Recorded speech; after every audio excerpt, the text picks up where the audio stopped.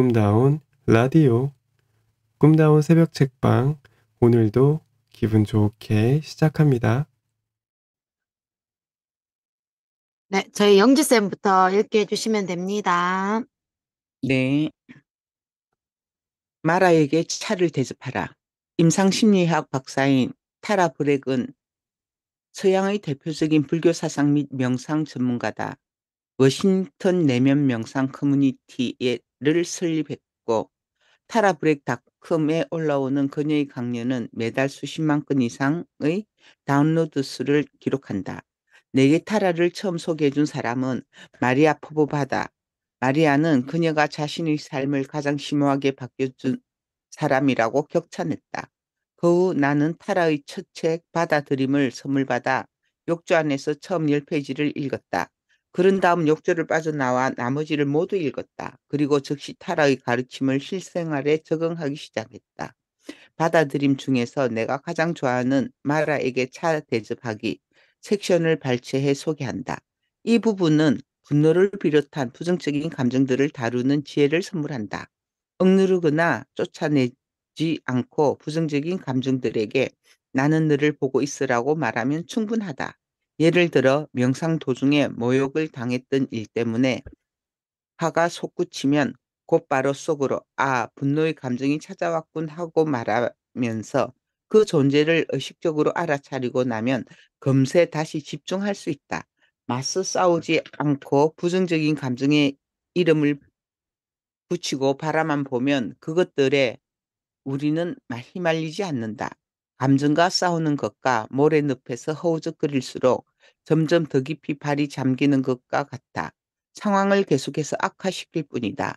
이름 붙이고 알아차리고 바라보는 것. 그것이 우리에게 가장 필요한 지혜이자 최선의 공격이자 최선의 방어다. 자, 그럼 타라의 향기로운 글을 고요하게 읽어보자. 타라 브렉, 마라에게 차 대접하기. 인간의 삶은 여인숙이다. 매일 아침 새로운 여행자가 찾아온다. 기쁨, 슬픔, 비열함 등등. 매 순간의 경험은 예기치 못한 방문자의 모습이다. 이들 모두를 환영하고 환대하라. 어두운 생각, 수치스러움, 원한, 이들 모두를 문 앞에서 웃음으로 환대하고 맞이하고 안으로 초대하라. 찾아오는 누구에게나 감사하라. 이들은 모두 영혼으로부터 온 안내자들이다. 루미. 내가 가장 좋아하는 붓다의 이야기들 중 하나는 깨어있는 친절한 마음의 힘을 보여준다. 붓다가 깨달음을 얻은 아침 마왕마라는 몹시 낙담하며 도망쳤지만 곧 반격을 꾀한다. 붓다가 인도 전역에서 깊은 존경을 받게 되었을 때조차 마라는 예기치 못한 모습으로 계속 나타난다. 스승을 헌신적으로 살폈던 붓다의 제자 아난다는 마라가 나타날 때마다 헐레벌떡 스승에게 뛰어와 이를 알리곤 했다. 그러면 붓다는 호통을 치거나 쫓아내는 대신 마라여 내가 너를 본다라고 말하며 그를 조용히 맞이해 드렸다. 귀한 손님으로 모시기라도 하듯 마라에게 방석을 권하고 차가 채워진 흙으로 빚은 찻잔 2개를 그들 사이의 낮은 탁자에 내려놓은 다음에야 붓다는 자신의 자리에 앉았다. 마라는 잠시 동안 앉아있다가 가곤 했다. 붓다는 내내 자유롭고 흔들리지 않았다. 오늘날 우리에게도 다양한 얼굴의 마라가 찾아온다. 환영의 인사를 건네며 따뜻한 차를 대접하라. 그를 정면으로 바라보며 친절로 감사 안아라. 그러고 바라보고 의식적으로 알아차리면 우리는 마라의 구체적인 실체를 발견할 수 있다. 마라는 곧 우리 자신이다. 인류의 영적 스승 페마 초드로는 이렇게 말했다. 우리는 우리 자신 그리고 우리의 삶과 가장 깊은 수준에서 친구가 되기를 배워야 한다. 맞서 싸우지 않고 가슴을 열고 기꺼이 마라에게 차를 대접할 때 비로소 우리는 우리 자신과 가장 좋은 친구가 된다. 디로잉 타임을 가져라. 디로잉이란 말을 아는가? 디로딩. 디로딩이란 본래 근력 운동이나 경기를 위한 훈련에 사용되는 개념인데 이 책의 많은 타이탄들은 다양한 분야에서 디로딩의 가치를 적용하고 있다. 디로딩은 내려놓는, 뒤로 물러나는, 부담을 제거하는 등의 뜻을 갖고 있다. 즉 촘촘하게 짜인 계획과 일에서 잠시 물러나 컨디션을 조절하고 회복하는 행동을 디로딩이라 할 수 있다. 빌 게이츠에게 생각 주간이 있다면 타이탄들에겐 디로딩 주간이 있다. 디로딩 주간을 가지면 삶의 과부하들을 지혜롭게 예방하고 더 나은 삶을 위한 속도를 내는데 큰 도움을 얻을 수 있다. 디로딩 주간은 창의성과 생산성, 삶의 질에 실질적인 기여를 한다. 디로딩을 하는 데 꼭 일주일이란 시간이 필요한 건 아니다. 매일 디로딩에 시간을 갖는 타이탄들도 많았다. 타이탄들이 매일 아침 간단한 일기를 쓰고 차를 마시고 명상을 하는 것도 디로딩의 좋은 예다. 또는 작가 커트 보니거처럼 매주 수요일 오전 10시부터 오후 1시까지를 창의적인 놀이 시간으로 정해놓고 생각 없이 빈둥거려도 좋다. 친구들과 직접 전화로만 연락하는 메시지 앱 사용 금지일이나 노트북과 휴대폰, TV를 완전히 차단하는 모니터 끄는 일요일 등을 설정하는 방법도 디로딩의 좋은 본보기다. 디로딩은 전략적으로 엑셀 페달에서 발을 뗀다는 뜻이다. 일정 기간을 정해 업무의 강도를 집중적으로 높인 후 다시 일정 기간은 휴식 기간을 정해 푹 쉬는 것도 효과적이다. 릭 루빈을 비롯한 크리에이티브 디렉터들은 사흘 집중하고 하루 디로딩한다는 전략을 통해 창의성을 극대화하기도 한다. 디로딩의 시간을 얼마로 정할지는 개인의 자유다. 중요한 것은 디로딩 시간을 실제로 갖는 것이다. 좋은 아이디어는 디로딩 기간에 나온다고 타이탄들은 강조한다. 음표 사이의 침묵이 음악을 만드는 것처럼 말이다. 독창적인 아이디어를 원한다면 15분 후에 회의가 예정되어 있어서는 안 된다. 시간의 구애됨 없이 큰 가능성을 떠올려보는 여유가 절대적으로 필요하다. 더 큰 성공을 하지 못하는 이유는 더 큰 성공의 그림을 그려볼 시간이 없기 때문이다. 작은 성과들을 차곡차곡 쌓아가되 이것들을 꿰어 빛나는 보배로 만들 수 있는 큰 생각을 할 시간을 의도적으로 내야 한다. 쉴 새 없이 매일 함을 비우면서 원하는 삶을 살겠노라 말하는 건 공허한 메아리다. 아무도 그걸 믿어주지 않는다. 매일 함은 잃어버리고 놓친 자들의 땅이다. 거기에는 모두가 길을 잃는다. 마음대로 떠돌고 짓거리고 고민할 수 있는 시간을 마련하라. 온갖 시끄러운 잡음 속에 당신의 삶을 바꿀 신호가 들어있는 경우도 반드시 나타난다. 디로딩 계획을 일에 대한 계획보다 더 헌신적으로 지켜야 한다. 디로딩 시간이 일에 활기를 불어넣어줄 수는 있지만 그 반대는 전혀 불가능하다. 이 책의 타이탄들은 성공으로 이끈 가장 훌륭한 질문은 이렇다.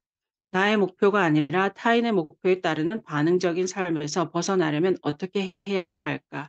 우연히 얻어지는 게 아니라 의도적으로 확보한 여유와 시간이 그 답을 줄 것이다. 그래야만 앞으로 나갈 수 있다.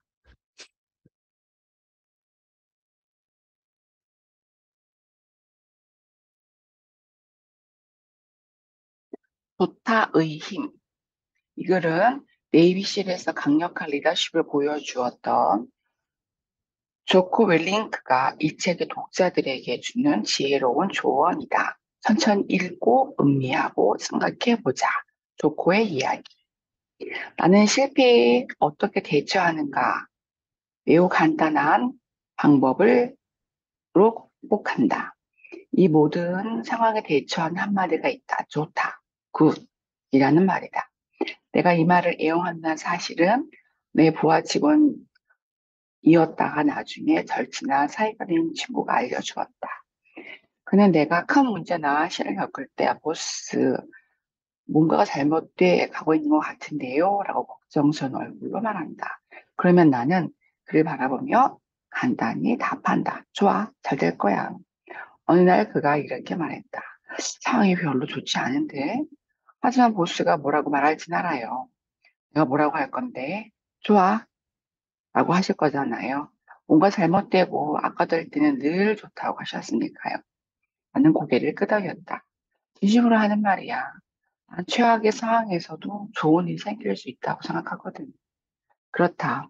난 정말 그렇게 생각한다. 좋아. 내 힘은 엄청나게 세다. 프로젝트가 취소됐어. 좋아. 다른 프로젝트에 집중할 수 있겠군. 초고속 장비를 구입하지 못했다고? 좋아. 계속 단순하게 나가면 되겠군. 승진을 못했다고? 좋아. 앞으로 더 열심히 할 시간이 생겼어. 자금 유치에 실패했다고? 좋아. 회사 소유 지분이 늘어난 거네. 원하는 일자리를 얻지 못했다고? 좋아. 더 많은 경험을 쌓아서 이력서를 업그레이드해. 부상을 입었다고? 좋아. 안 그래도 훈련을 잠시 쉴 필요가 있었어. 실패했다고? 좋아. 실패는 배움의 가장 좋은 기회지. 바로 이것이다. 상황이 나빠져도 당황하지 마라. 좌절도 하지 마라. 그저 그 상황을 보면서 좋아 라고 말하라. 상투적인 조언을 하라는 것이 아니다. 항상 웃고 긍정적인 사람인 척하는 것도 아니다. 그런 사람은 현실을 간과한다. 긍정적인 태도가 문제를 해결해 줄 것이라고 생각하지만 그것이 불가능한 일이다. 이는 문제를 깊이 생각해 보고자 하는 자세가 아니기 때문이다. 좋아라고 외치는 건 해결책에 초점을 맞추는 거다. 끝까지 문제, 실패, 장애물을 미리 알고 받아들이는 자세를 갖게 한다. 이 자세만이 우리를 앞으로 나아가게 한다. 좋아 라고 외치며 기꺼이 받아들여라. 그리고 좋아 라고 외치며 앞으로 나아가라. 마지막으로 이 말을 꼭 기억하라. 좋아라고 말하는 것은 당신 살아있다는 뜻이다. 아직 숨쉬고 있다는 뜻이다. 아직 숨쉬고 있다면 이겨야 할 싸움이 남아있다는 뜻이다. 일어나 먼지를 털고 몸을 추스리고 다시 뛰어들어라. 바로 이 순간부터 이보다 더 좋을 수는 없다가 된다. 세상에서 가장 건강한 사람들의 비밀. 현재의 내 모습을 버려야만 바라는 모습으로 변화할 수 있다. 노자. 심하게 병든 사회에 잘 적응한 몸은 건강한 몸이라고 할 수 없다. 크리슈나무르티. 결국에는 잘 자는 사람이 이기게 마련이다. 조디 포스터. 건강한 삶을 위한 구글 개척자의 3가지 습관. 차드 맹타는 구글의 창업 공신이자 탁월한 엔지니어이면서 베스트셀러 작가이기도 하다.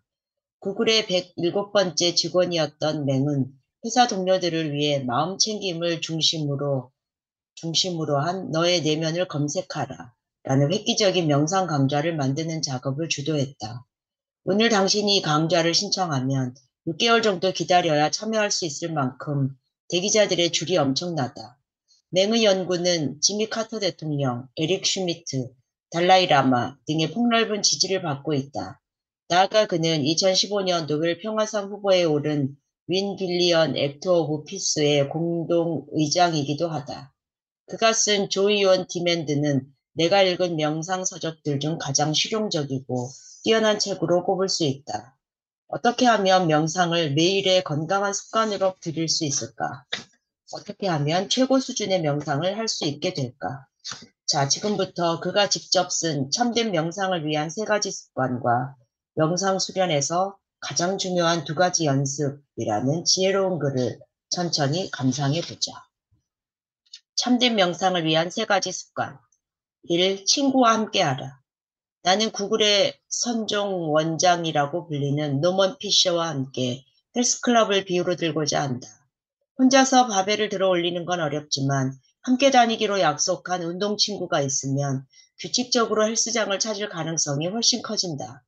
어려움을 나눌 동행이 있기 때문이기도 하고 또 한편으로는 친구가 있으면 서로를 독려하고 상대에게 책임감 있는 모습을 보이는데 나는 농담으로 이걸 상호 괴롭힘이라고 표현한다. 도움이 되기 때문이기도 하다. 노먼 피셔와 나는 당신에게 마음 챙김 친구를 사귀고 매주 다음과 같은 2가지 주제를 놓고 최소 15분씩 대화를 나눌 것을 권유한다. 첫째, 명상 수련을 위해 어떻게 노력하고 있는가? 둘째, 명상 수련과 관련해서 내 생활에 어떤 일이나 변화가 생겼는가? 그런 다음 방금 나눈 대화가 어땠는가? 라는 질문으로 대화를 끝마치도록 한다. 2. 자기가 할 수 있는 것보다 적게 하라. 이건 티베트 불교의 젊은 지도자 맹규르 리폰체에게 배운 것이다. 그가 쓴 삶의 기쁨은 내가 주변 사람들에게 적극 추천하는 책이기도 하다. 이 개념은 정식 수련을 자기가 할 수 있는 것보다 짧게 하라는 것이다. 예를 들어 명상을 할 때 당신은 5분쯤 지나기 시작하면 따분함을 느끼는가? 그렇다면 명상을 3, 4분으로 끝내되 이를 하루에 몇 차례 되풀이하면 된다. 명상 수련이 부담스럽게 느껴지는 걸 피하기 위해서다. 명상을 따분하게 느끼면 절대 꾸준히 지속할 수 없다. 내 친구 이본느 긴스버그는 명상을 하고 싶은 대로 하는 방종과 같다. 라는 말을 자주 한다. 그녀의 통찰이 림포체가 제시한 명상의 핵심을 멋지게 포착한 듯하다. 명상도 너무 오래 하려다 보면 부담스러운 짐이 될 수 있으니 그러지 말자. 짧게 자주 명상을 하다 보면 조만간 마음 챙긴 수련이 즐거운 일탈처럼 느껴지는 날이 반드시 온다. 3. 하루에 한 번씩 숨쉬기를 하라. 나는 어쩌면 세상에서 가장 게으른 명상 수련 강사일지도 모른다. 학생들에게 그들이 해야 할 일은 오직 하루에 한 번씩 마음을 다해서 숨을 쉬는 것뿐이라고 말하니까 말이다. 단 한 번이면 충분하다. 마음을 다해 숨을 들이쉬었다가 내쉬기만 하면 그날 할 일이 다 끝난다. 그 밖의 모든 활동은 보너스일 뿐이다. 한 차례의 제대로 된 호흡이 중요한 이유는 두 가지다. 첫째, 추진력 때문이다. 하루에 한 번 제대로 된 호흡을 하겠다고 약속할 경우 이는 쉽게 지킬 수 있는 것이기 때문에 수련을 위한 추진력이 보존된다. 나중에 그보다 더 많은 걸 할 수 있는 준비가 됐다고 느껴지면 더 차원 높은 수련을 시작할 수 있다. 오늘 10분 동안 명상을 할 시간이 없다고 말할 수는 있지만 호흡 한 번을 할 시간이 없다고 말할 수는 없다. 따라서 호흡 한 번을 매일의 수련 과제로 삼는 건 매우 효과적인 방법이다. 둘째, 명상을 하겠다는 목표를 갖고 있는 것 자체가 명상이기 때문이다. 한 번의 호흡을 하는 그 짧은 시간 동안에도 우리는 매일 자신을 위해 사려 깊고 유익한 뭔가를 하고 있다는 생각을 무의식적으로 하게 된다. 그리고 자신에 대한 이런 배려는 점점 소중한 정신적 습관으로 자리를 잡는다. 자신을 너그럽게 대하고 배려하는 마음이 강해지면 명상 수련 또한 한결 쉬워진다. 그러므로 호흡 한 번의 힘을 과소평가해서는 안 된다는 걸 명심하자. 마음의 건강과 행복을 발견하는 기술은 모두 한 번의 호흡에서 출발한다.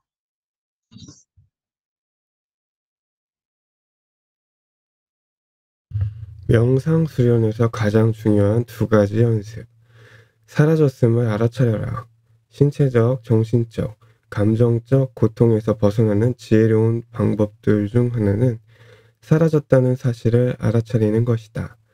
예전에 경험한 뭔가가 더 이상 존재하지 않는다는 걸 깨닫도록 마음을 훈련하는 것이다. 예를 들어 호흡을 마치면 호흡이 끝났다는 걸 깨달을 수 있다. 사라진 것이다. 숨소리가 점점 희미해지면서 그게 언제 완전히 끝났는지 알 수 있다. 생각이 끝나면 그 생각이 끝났다는 걸 알아차린다. 사라졌다. 느끼던 감정이 끝나면 그게 끝났다는 데 주목한다. 사라진 것이다. 이는 역사상 가장 중요한 명상 수련법 가운데 하나임이 분명하다. 명상 지도자인 신젠영은 자신이 만일 집중의 기술을 딱 하나만 가르칠 수 있다면 이걸 가르칠 것이라고 말했다. 신젠이 쓴 사라진 것의 힘이라는 논문에는 다음과 같은 글이 실려 있다. 감각적인 경험의 전부 또는 일부가 갑자기 사라질 때마다 그 사실에 주목해야 한다. 여기서 주목하라는 말은 존재하는 모든 것과 더 이상 존재하지 않는 어떤 것 사이의 전이점을 발견하면 그걸 분명하게 인정하라는 뜻이다. 원한다면 이런 변화에 주목할 수 있게 도와주는 정신적인 꼬리표를 사용할 수도 있다. 이렇게 갑작스럽게 끝난 것에는 모두 사라졌다는 꼬리표를 붙인다. 잠시 동안 아무것도 사라지지 않는다면 그것도 괜찮은 일이다. 뭔가가 사라질 때까지 그냥 시간을 보내면 된다. 만약 아무것도 끝나지 않는다는 사실이 걱정되기 시작한다면 그 생각이 끝날 때마다 거기에 주목하면 된다. 그것도 사라진 것이다. 머릿속에 많은 문장들이 들어있다면 마침표도 그만큼 많을 것이다. 끝.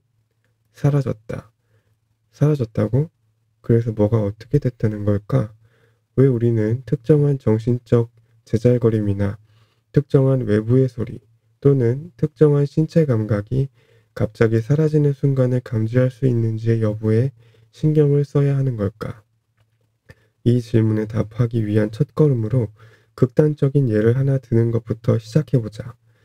당신이 신체적 통증, 정서적 고통, 정신적 혼란, 생각이나 인지의 방향 상실 같은 끔찍한 상황을 동시에 경험하고 있다고 해보자.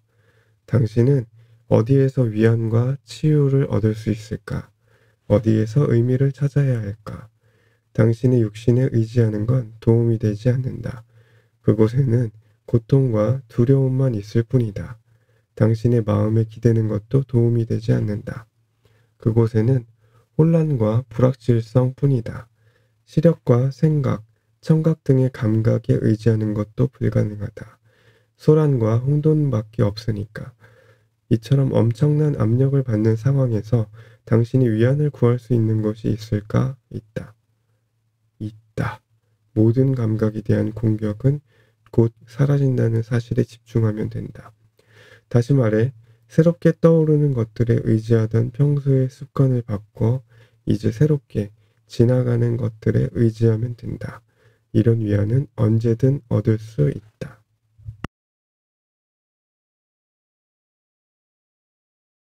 사랑과 친절 그리고 7년 중 가장 행복한 날. 나는 공개 강연을 할 때면 늘 간단한 10초 수련법을 사람들에게 알려준다. 강연장에 모여든 사람들 중 2명을 선택해 앞으로 불러낸다. 그런 다음 사람들에게 이 2사람이 행복해지기를 딱 10초 동안만 진심으로 서원해 보라고 권한다. 그러고 나면 모두들 미소를 짓는다. 10초 전보다 훨씬 행복한 상태를 경험한다. 10초 수련법의 핵심은 사랑과 친절에서 우러나오는 기쁨을 맛보는 것이다. 친절한 생각을 하는 것 자체가 보상이 된다는 사실은 이미 많은 연구에서 과학적으로도 규정된 바 있다. 다른 조건이 모두 똑같은 상태일 때 자신의 행복감을 고조시키려면 다른 누군가의 행복을 무작위로 빌어주기만 하면 된다. 그게 전부다. 기본적으로 시간과 노력이 전혀 들지 않는 방법이다. 이러한 사랑과 친절의 기쁨을 얼마나 멀리까지 퍼뜨릴 수 있을까? 예전에 캘리포니아에 있는 스피릿록이라는 명상센터에서 강의를 한 적이 있다. 나는 평소처럼 청중들에게 10초 훈련법을 가르치고는 재미삼아 숙제를 내줬다. 내가 강연을 한 날이 월요일 저녁이었는데 화요일 아침에 회사에 출근하면 스쳐 지나가는 사람들 중 무작위로 2명을 골라 몰래 그들의 행복을 빌어주라고 제안했다. 어떤 행동이나 말도 필요 없이 그냥 속으로 이 사람이 행복해졌으면 좋겠다라는 생각만 하면 된다. 이 연습은 아무도 모르게 할 수 있는 만큼 들킬 염려도 얼굴이 빨개질 일도 없다. 10초 뒤에는 다시 하던 일로 돌아가면 된다. 그것뿐이다. 나는 수요일 아침 한 여성에게 이메일을 받았다. 그녀는 이렇게 말했다. 저는 매일 아침 출근하는 게 정말 고역이었습니다. 지옥이 따로 없었죠. 그러다가 지난 월요일 저녁 선생님의 강연을 들었습니다. 그리고 내주신 숙제를 화요일에 했습니다. 그랬더니 그 화요일은 지난 7년의 회사 생활 중 가장 행복한 날이 되었답니다. 그녀가 화요일을 7년 중 가장 행복한 날로 만든 데에는 무엇이 필요했을까? 10초 동안 남몰래 다른 2사람의 행복을 빌어주는 행동을 8번 반복한 것이었다. 그러니까 총 80초 동안의 생각이었다. 이것이 바로 사랑과 친절의 위대한 힘이다. 무작위로 선택한 사람의 행복을 10초 동안 빌어주는 것은 비공식적인 명상 수련 방법이라 할 수 있다. 그렇다면 이제 공식적인 수련 방법에 대해 소개해보자. 공식적인 수련 방법. 사랑과 친절의 기쁨에 주의를 기울인다.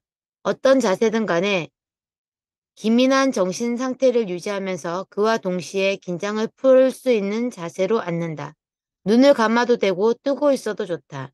이 주기를 1분에 한 번씩 반복한다. 당신이 쉽게 사랑스럽고 친절한 마음을 느낄 수 있는 사람을 머릿속에 떠올린다. 그가 행복해지기를 기원한다. 사랑과 친절의 기쁨에 샘솟기 시작할 텐데 그렇게 되면 그 기쁜 마음이 사라질 때까지 거기에 모든 정신을 집중한다. 그리고 남은 시간 동안에는 마음을 비우고 쉰다. 다음 1분이 시작되면 이 주기를 다시 시작하며 총 3분 동안 한다. 당신이 원하면 몇 분 동안이건 상관없이 계속할 수도 있다. 1분당 한 번이라는 원칙에 너무 얽매일 필요도 없고 각 주기 사이에는 원하는 만큼 오래 쉬어도 된다. 타이밍은 중요하지 않다. 중요한 건 사랑과 친절의 기쁨에 관심을 기울이는 것. 오직 그것뿐이다.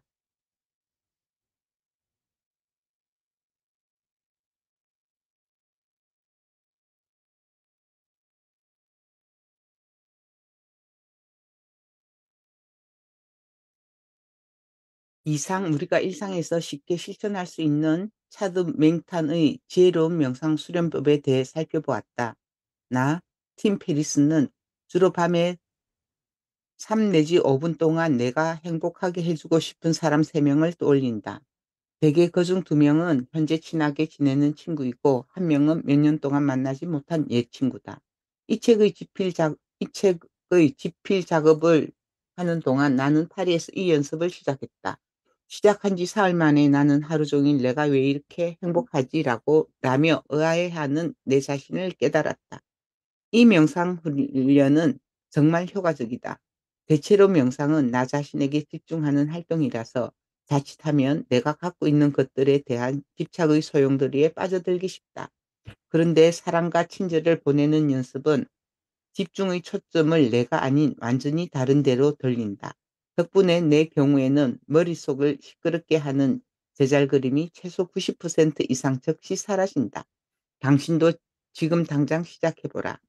세상에서 가장 건강한 사람들의 특징은 아주 간단해서 쉽게 실천에 옮길 수 있는 습관을 갖고 있다는 것이다. 최고의 지구력을 키우는 6가지 비결. 아멜리아 부는 전 세계에서 가장 상을 많이 받은 장애물 경주 선수다. 워싱턴 대학교 로스쿨 출신의 그녀는 이 운동을 시작한 이래로 30회 이상 우승을 거머쥐었고 시상대에 오른 횟수를 모두 합치면 50회도 넘는다. 2012년 세계 최강 머드레이스 대회에서 그녀는 전체 2등을 차지했다. 그런데 이 경기에 참가한 1000명이 넘는 선수들 중 80%가 남자였다. 그녀를 제치고 우승한 남자는 겨우 8분 먼저 결승선을 통과했다. 아멜리아가 세운 중요한 우승 기록에는 스파르타 레이스 월드 챔피언십과 스파르타 레이스 엘리트 포인트 시리즈 등이 포함되어 있고 그녀는 세계 최강 머드 레이스에서 3차례나 우승한 유일한 인물이기도 하다. 2014년에는 무릎 수술을 받고 겨우 8주 뒤에 열린 대회에서 우승을 했다. 데드 레이스를 3차례나 완주한 아멜리아는 애플사에서 상근 변호사로 일하면서 여가 시간은 모두 울트라 달리기에 쏟고 있다. 아멜리아는 비가 오고 추운 날에는 달리기 연습하는 걸 좋아한다. 자신의 경쟁자들은 그런 날씨에는 연습을 하지 않는다는 걸 알기 때문이다. 그녀는 이렇게 말했다. 나는 세상에서 가장 빠르지 않다. 단 누구보다 역경은 잘 견딘다. 아멜리아만의 비법과 전술. 아멜리아를 가장 지구력이 강한, 가장 역경을 잘 견디는 최고의 선수로 만들어준 6가지 비법과 전술에 대해서 소개해보자. 1. 가수분해 젤라틴 플러스 비트 가루. 예전에 손상된 결합 조직을 회복시키려고 젤라틴을 섭취한 적이 있는데 젤라틴을 찬물에 섞으면 갈매기 똥 같은 질감이 되기 때문에 장기간 계속 먹기가 힘들었다. 그런데 아멜리아가 물에 잘 섞이는 그레이트 레이크사의 가수분해 젤라틴을 소개해 준 덕에 내 미각과 간절히 구원받았다. 비트 엘리트 같은 비트 가루를 한 큰술 넣으면 젤라틴에서 소발굽을 핥는 듯한 맛이 나는 걸 막을 수 있기 때문에 상황이 180도 달라진다. 아멜리아는 경기 전이나 연습 전에 지구력을 향상시킬 목적으로 비트 엘리트를 사용하지만 나는 그보다 훨씬 더 적극적으로 활용하고 있다. 이것로 시큼한 저탄수화물 젤리를 만들어서 내 안의 뚱보가 탄수화물을 갈구할 때마다 먹는 것이다.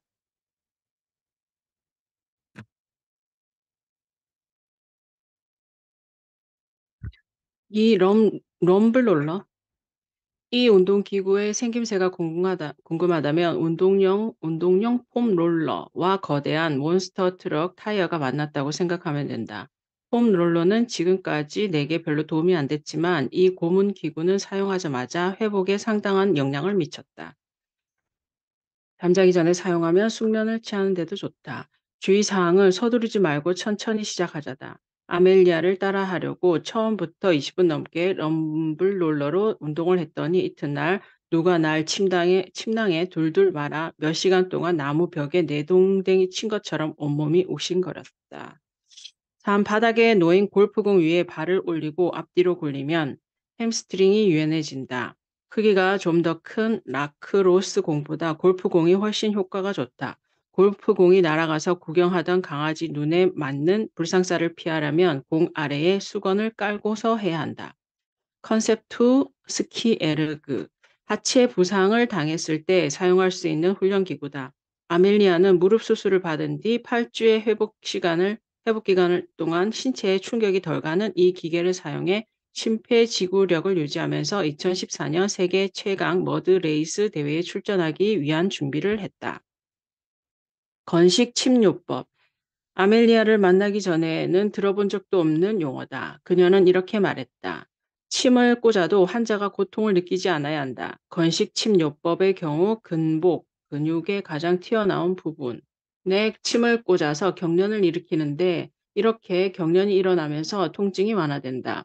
이 요법은 매우 단단하게 뭉친 근육을 푸는 데 사용되며 치료가 끝난 뒤에는 침을 뺀다. 마조히스트가 아닌 이상 종아리에 이 요법을 써서는 안 된다. 지구력을 위한 강화를 위한 사우나. 아멜리아는 사우나를 하면 지구력이 높아진다는 걸 알아냈는데 전미 타임 트라이얼 챔피언십에서 몇 차례 우승한 데이비드 자브리스키를 비롯한 많은 운동선수들 또한 사우나의 효과를 입증해 준다. 데이비드는 사우나 훈련이 고도 적응 훈련을 위한 모의 실험 텐트보다 훨씬 실용적인 대안이라고 생각한다. 그는 2005년 투르 드 프랑스에서 제1구간 타임 트라이얼 우승을 차지해 3대 그랑투르에서 모든 구간 우승을 차지한 최초의 미국인이 되었다. 자브리스키는 당시 평균 시속 54.676km로 달려 랜스 암스트롱을 몇 초 사이로 이겼다. 나도 요즘에는 일주일에 4번 이상 사우나를 하면서 그 탁월한 효과를 경험하고 있다. 기록을 깨려면 온열요법을 실시하라. 론다 퍼시벌 페리틱 박사는 솔크 생물학연구소에서 임상실험과 노화 연구를 진행했고 세인트 주드 아동병원에서 암과 미토콘드리아성 대사, 세포 소멸 등을 집중 연구했다. 최근에는 비타민 D가 뇌에서 세로토닌 행성을 조절할 수 있는 메커니즘과 이것이 조기 사망 및 신경정신장애와 관련이 있다는 다양한 기능성을 내비치는 중요한 논문들을 발표했다. 새롭게 떠오르는 체온 1도의 중요성. 패트릭 박사를 이 책에서 소개하는 가장 큰 이유는 그가 온열요법 전문가이기 때문이다. 온열요법은 성장 호르몬 수치를 높이고 지구력을 대폭 향상시킨다. 일주일에 최소 4번 정도 운동이나 스트레칭 후 71에서 77도 온도에서 20분간 사우나를 하면 탁월한 효과를 얻을 수 있다. 최소한 근육통은 크게 감소한다. 패트릭 박사는 지구력과 성장 호르몬에 초점을 맞춘 몇 가지 관찰 결과에 대해 이렇게 말한다. 한 연구를 통해 운동을 한 뒤 일주일에 2번 30분씩 3주 동안 사우나를 하면 체력이 고갈될 때까지 달릴 수 있는 시간이 기준점보다 32% 늘어난다는 사실이 입증되었다. 이 특정한 실험에서는 32% 달리기 지구력 향상뿐 아니라 혈장량 7.1% 증가, 적혈구수 3.5% 증가 등의 결과도 나왔다. 그는 또한 섭씨 80도에서 20분간 사우나를 하고 30분 동안 열을 식힌 뒤 다시 20분간 사우나를 하면 성장 호르몬 수치가 기준치보다 2배로 증가한다고 설명한다. 반면에 섭씨 100도의 건열 사우나에서 15분간 있다가 30분 동안 몸을 식히고 다시 사우나를 15분 동안 하면 성장 호르몬이 5배 증가한다. 대개의 경우 사우나를 마친 뒤에도 성장 호르몬 효과가 두어 시간 정도 지속된다.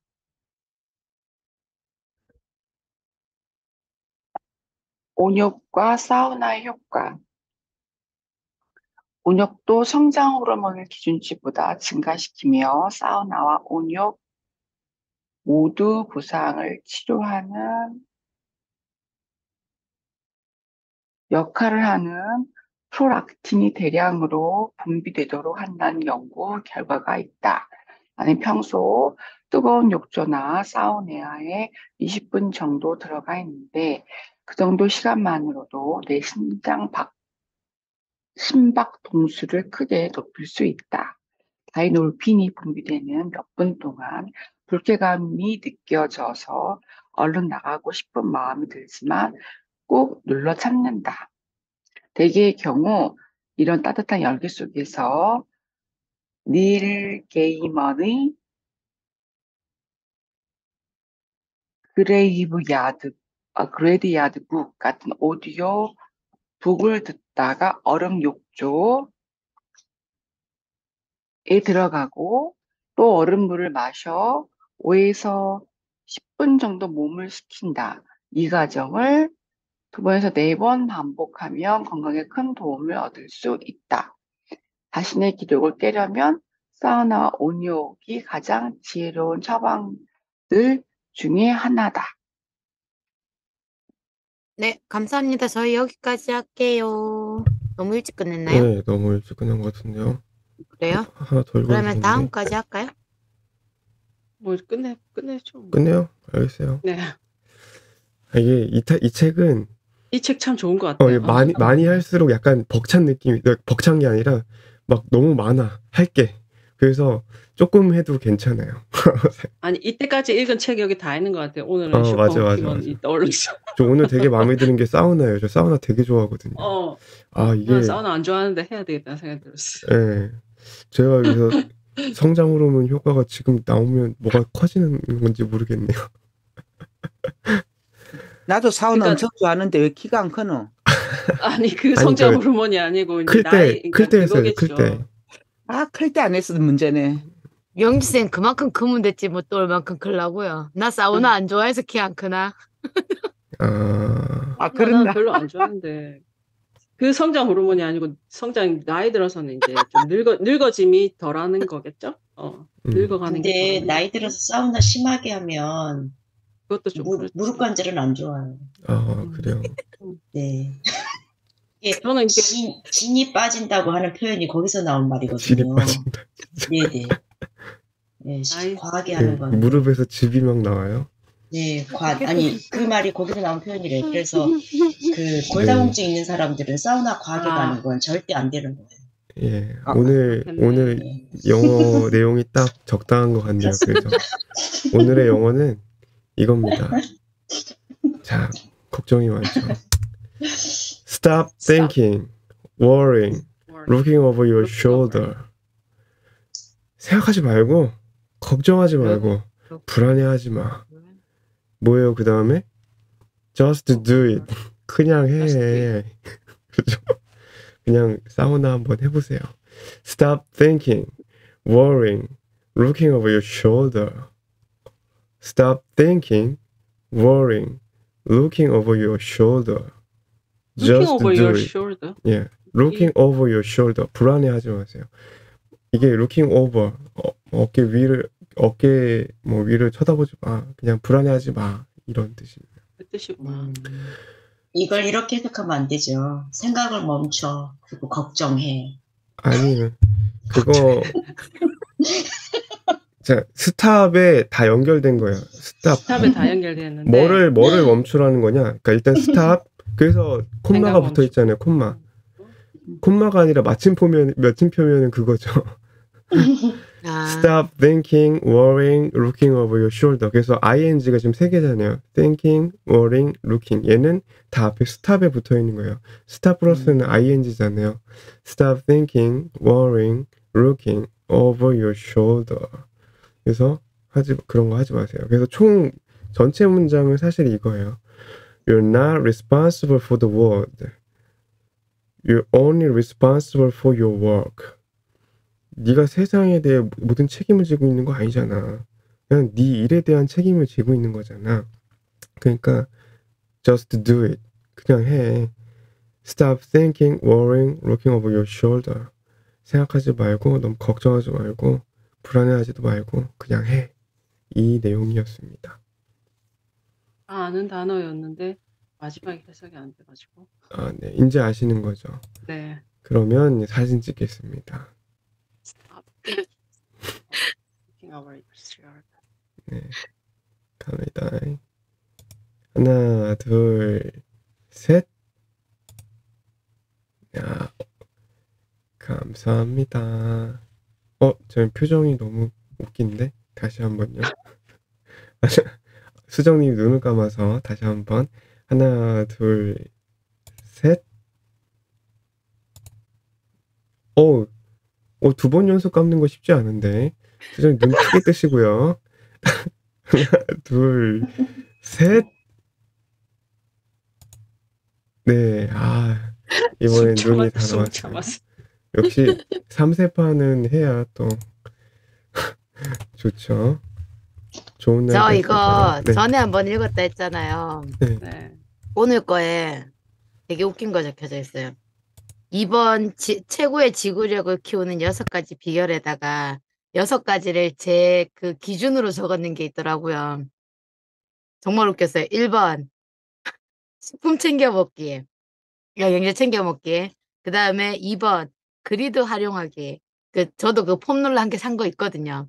그 다음에 3번 골프공으로 균형 감각 만들기. 이건 집에 있으니까 쓸 수 있어서. 그 다음에 지구력에는 책 읽기.